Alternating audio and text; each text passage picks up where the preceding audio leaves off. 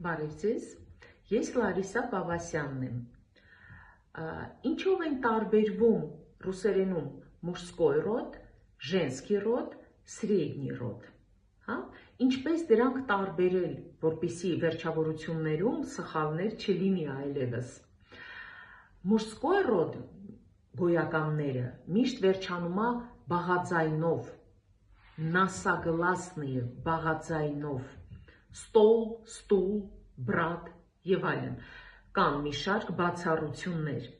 Ժենսկի ռոդ վերջանում է ձայնավորով մեծ մասամբ, պադրուգա, մամա, սիստրա, մաշինա, ռուչկա, կան մի շարք բացառություններ, որը վերջանում է բաղաձայնով,